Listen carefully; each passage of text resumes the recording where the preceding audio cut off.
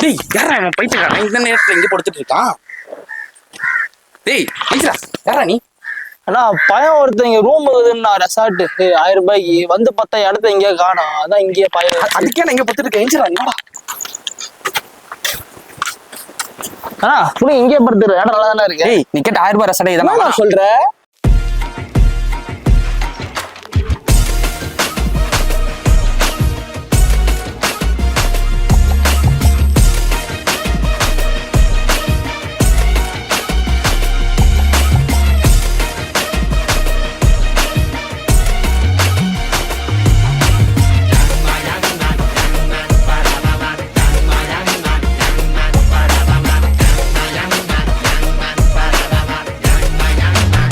அரங்கம் அதிரட்டும்